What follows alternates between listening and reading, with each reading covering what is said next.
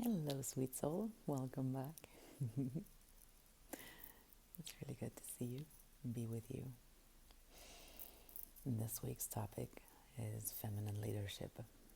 As you may remember, I had a retreat a little more than a week ago, and it centered very much around the topic of feminine leadership. And so one of the long conversations that we had is, what does that mean for each one of us? And how do we find our way to it? And today I want to introduce that to you on 3 levels: mind, heart, and gut, or sacral center. I'm going to start with the mind because a lot of the time we are a little bit caught up in our mind. So let's start with the thinking mind and take it from there. I started with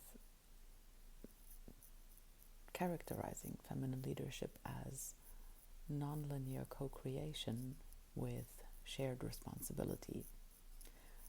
So 2 pieces for me in that are, as women and as female leaders, and when we are in our feminine energy independent of gender, then there is a tendency to co-create as opposed to having a plan and one leads and the others follow. And those co-creations usually don't follow a straight line. They are very often nonlinear. They go in circles and loops and shapes and this and that, and then create something beautiful. And if we're going to share this co-creation, that means we also share the responsibility. And I find that very beautiful. So that is the level that comes from a rational thinking through it. Now, if I put that to rest, and feel free to pause and reflect a bit on that and maybe take your own notes on what comes up for you for that. If I then move on to the heart space and I say, what would it feel like for me to lead that way? Then the image that comes up for me is to take somebody by the hand, left and right, and to be dancing forward in the direction that we're at. So instead of one heading up front and the others following behind, it is a process of bringing them with me by my side. That's how it feels in my heart, of having each other's back at the same time, of supporting each other. And then the third one, we take it one level deeper again, one level lower in the body. That means we arrive at our gut, or at our sacral center, where all the creative energy comes from. And on that level, feminine leadership to me means to be guided by my embodied energy flow, to allow that to flow from my core. And that, when I allow that flow from my core to guide me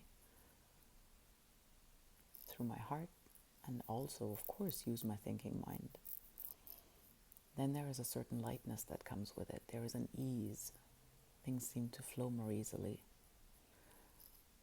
And because when I am fully present in my body, I also notice small things around me better, which means that everything is in alignment, which means that synchronicities can fall into place because I notice them, because I see all the gifts that are coming my way, because I recognize them when I see them. When we get stuck too much in our heads, then we may walk past a couple of beautiful opportunities. When we are fully embodied, when we are connected to our hearts and our guts and sacral centers, our womb spaces, then there is so much opportunity for co-creation, for synchronicities, for shared responsibility, for finding other people who wish to go down that same path so we can support each other. So, this is today's contribution on feminine leadership, and I would love to hear your thoughts and feedback on that. by the way. This is about feminine leadership in the sense of owning our feminine energy, and it is not necessarily dependent on the gender that you got assigned at birth or the gender that you identify with, because we all have both masculine and feminine energy in our bodies, and we may follow them to a different extent, and in different situations one of them can be more useful than the other one, and it's good to own both of them and to play the music of both, to learn the rhythms of both, and to acknowledge for ourselves when one serves us better than the other and how to create a dance in between those two. So today was the dance around the feminine energy. I send you a lot of love. Have a beautiful, beautiful week.